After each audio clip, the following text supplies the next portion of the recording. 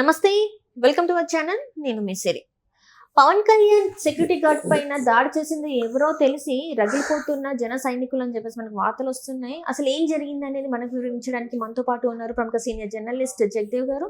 నమస్కారం సార్. నమస్తే అమ్మా. సార్, ఇప్పుడు చూస్తుంటే పవన్ కళ్యాణ్ సెక్యూరిటీ గార్డ్ పైన దాడికి దిగింది ఎవరు అని తెలిసి కోపోద్రికులు అవుతున్నారు జన సైనికులు అని చెప్పేసి మనకి వార్తలు వస్తున్నాయి. అసలు ఇంతకీ ఏం జరిగి ఉంటుంది సార్? ఒకవైపు రాష్ట్రం పోలింగ్ అయిపోయినా కూడా ప్రశాంతంగా లేదు అనేది మనం వార్తలో చూస్తున్నాం. అది ఇక్కడ చిన్న ట్విస్ట్ ఉంది. ఆ ట్విస్ట్ ఏంటన్నది కాసేపట్లో చెప్తాం మీకు. వాస్తవానికి రాయలసీమలో కొన్ని ప్రాంతాలు, ఎస్పెషలీ పల్నాడు ప్రాంతాల్లో బాహాబాహికి దిగుతున్నారు కూటమి అభ్యర్థులు కానీ, ఇక వైసీపీకి చెందిన కార్యకర్తలు కానీ, నాయకులు కానీ. మా మధ్యలో ఉన్న పోలీసులు తలలు కూడా పగులుతున్నాయి పాపం. వీళ్ళ వల్ల వాళ్ళకి నిద్ర లేకుండా పోతుంది. ఇప్పటి వరకు మొన్న 13వ తేదీ వరకు నిద్రాహారాలు మాడి బందోబస్తులు కాసి వెయిట్ చేసి ఉన్న పోలీసులకి సరే ఇవాడిని కొంచెం రిలాక్స్ అవుదామంటే ఇప్పుడు కూడా ప్రశాంతం లేకుండా పోయింది. అప్ టు కౌంటింగ్ వరకు. ఒకవైపు ఎవరు దొరుకుతారా, ఎవరిని ఎక్కడ వేసేద్దామా అన్నట్టుగా ఇరు వర్గాల వారు కూడా చూస్తున్నారు అన్నట్టు మనం వార్తల్లో చూస్తున్నాం. 5 ఏళ్లలో మేము రుబాబు చూపించారు వీళ్ళ సంగతి, ఇప్పుడు కరెక్ట్గా మన టైం వస్తుంది, నెక్స్ట్ మా గవర్నమెంట్ వస్తుందని చెప్పి కూటమి అభ్యర్థులు అటువైపు చెలరేగుతున్నారు. అరే ఇప్పుడు కోదరా, నెక్స్ట్ కూడా మేమే ఈ 5 ఏళ్ళు ఎట్లాంటివి చేసాం, మళ్ళీ మేము మీకు అలాగే చేపిస్తాం, మా రేంజ్ అది చూపిస్తాం అని చెప్పి ఇటువైపు వీళ్ళు కూడా ఆ విధంగానే చెలరేగుతున్నారు. ఓకే, ఎట్లాంటి బాహాబాగి జరుగుతున్న నేపథ్యంలో పవన్ కళ్యాణ్ గారి సెక్యూరిటీ గార్డ్ మీద ఒక రకమైన అటాక్ జరిగింది. ఆ అటాక్ జరగడం ఏంటి, పోలీస్ కంప్లైంట్ వరకు తీరా చూస్తే ఏంటి డీప్గా అనలైజ్ చేసి ఒకసారి ఇన్వెస్టిగేట్ చేస్తే ఆ పవన్ కళ్యాణ్ సెక్యూరిటీ గార్డ్ తాలూకా అమ్మాయిని ఎదురింటి వాడో పక్కన కూడా ఎవడో టీచ్ చేశాడు. వెంకట్ ఎవరో తన పేరు. టీచ్ చేస్తే ఆ వెంకట్ తాలూకా అంటే ప్రైవేట్ సెక్యూరిటీ గార్డ్ కూడా ఉంటారు కదా, ఆ ప్రైవేట్ సెక్యూరిటీ గార్డ్కి సంబంధించి వాళ్ళ మిస్సెస్ ఆల్రెడీ అవతలవాడికి పిలిచి వార్నింగ్ ఇచ్చింది, 2 తగిలించిందంట కూడా ఆవిడ. సో తగిలించి వాళ్ళు అది మైండ్లో పెట్టుకొని వీళ్ళకి రాళ్ళు దాడి చేయడం వీళ్ళింటి మీదకి, తర్వాత ఈయన కొట్టడానికి ప్రయత్నించడం ఇటు సెక్యూరిటీ గార్డ్కి, తర్వాత వీళ్ళు ఇంటి ముందున్న సీసీ కెమెరా ధ్వంసం చేయడం ఇవన్నీ చేశారు. ఇవన్నీ చూస్తే ఇది లాభం లేదు, ఇబ్బంది అవుతుంది, తర్వాత చినికి గాలివాన అయ్యే పరిస్థితి ఉందని చెప్పి అప్పుడు పోలీసులను ఆశ్రయించారు. కట్ చేస్తే ఈ సన్నివేశం అంతా కూడా ఎక్కడ జరిగిందంటే హైదరాబాద్లో జరిగింది. హైదరాబాద్ మీర్పేట్లో, మన మీర్పేట్ పోలీస్ స్టేషన్లో ఆయన కంప్లైంట్ ఇచ్చారు. ఈ టీజింగ్, అలాగే అటాక్ చేశారు, మర్డర్ అటెంప్ట్ చేశారు అన్నట్టు, నన్ను కొట్టడానికి చూశారు, నన్ను నా భార్యని పిల్లల్ని కూడా కొట్టాలని చూశారు అన్నట్టుగా, ఇంకా మనం హ్యాండిల్ చేయలేము, ఇబ్బంది పరిస్థితులు వస్తాయని చెప్పి ఇంకెందుకని కంప్లైంట్ చేశారు.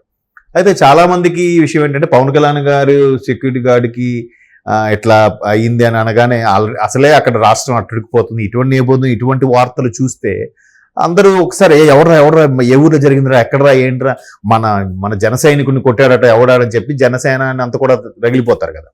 సో జనసేనాన్ని కూడా ఎవరు ఆవేశపడాల్సిన అవసరం లేదు. ఎందుకంటే ఆ సన్నివేశం ఎక్కడ ఒక అమ్మాయికి టీచ్ చేసిన విధంగా ఇష్యూ అవడం, తర్వాత ఎవరైతే టీచ్ చేశారో వాడిని ఈ సెక్యూరిటీ గార్డ్ భార్య అని కొట్టడం, కొంతమంది నలుగురిలో కొట్టేసరికి, నలుగురిలో గట్టిగా అడిగేసరికి అవమానంగా ఈగో హట్ అయిపోయి ఫీల్ అయిపోతుంటారు, చేసే ఏదో పని మర్చిపోతుంటారు.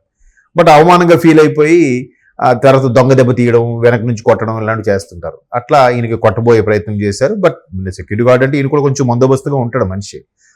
సో అలా ఇంటి మీద రాళ్ళు రువ్వడం, సెక్యూరిటీగా సీసీ కెమెరాలు ధ్వంసం చేయడం అన్నీ చేశారు. అంటే ఇన్ కేసు ఏదైనా దొరికితే, విట్నెస్గా దొరికితే వాళ్ళకి రిస్క్ అనే ఉద్దేశంలో అలా చేశారు. ఇంకెందుకు ఆ నోట ఈ నోట రీచ్ అవ్వడం, మన ముందు కంప్లైంట్ ఇస్తే మనకు బెనిఫిట్ ఉంటుంది. పైగా ఇవాళ రేపు నిర్భయ చట్టాలు చాలా స్ట్రిక్ట్గా ఉన్నాయి.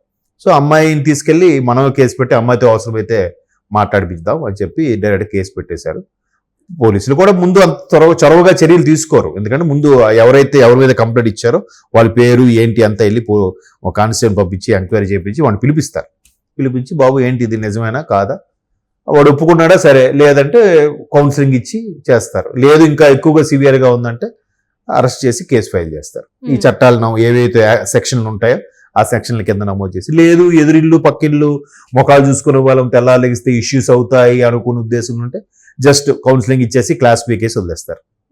అయితే మొత్తం మీద చెప్పి రావడం ఏంటంటే ఈ అంత మొత్తం ఉదంతం అంతా కూడా ఇక్కడ జరిగింది, హైదరాబాద్ లో జరిగింది. ఇప్పటికి ఏంటంటే ఆంధ్రాలో అక్కడ జరుగుతున్న అల్లలను చూసి అక్కడ జరిగిందేమో అని చెప్పేసి చాలా వరకు అనుకున్నాను. అవును అవును అక్కడ ఏమన్నా మరి ఇంకేదైనా జరిగిపోతుందా అని చెప్పేసి కూడా Yes, ఆలోచనలు వచ్చేసినాయి వచ్చేస్తాయి. వాళ్ళ అభిమానులకి. అవును, కాకపోతే ఇక్కడ అంటే సీన్ అది అసలు దానికి దీనికి సంబంధం లేని ఒక ఇష్యూ అది. ఎస్ ఇప్పుడు వీళ్ళందరూ మరి సైలెంట్ అవుతారా అదే నేను అందుకే ఇప్పుడు మనలాంటి ఛానల్స్ ద్వారా అయినా జన సైనికులు కొద్ది శాంతిస్తే సంతోషం. ఎందుకంటే ఎవరో గెట్టన వాళ్ళు లేనిపోనివి ఇట్లా పెట్టి పవన్ కళ్యాణ్ సెక్యూరిటీ గార్డ్ మీద దాడి చేశారు, జన సైనికులందరూ దీని గురించి ఆలోచించాలి, ఒక్కసారి చెలరైపోవాలి, మనం మన జన సైనికుడి సపోర్ట్గా నిలబడాలి, లాంటి పోస్టులు పెడుతూ ఉంటారు సోషల్ మీడియాలో.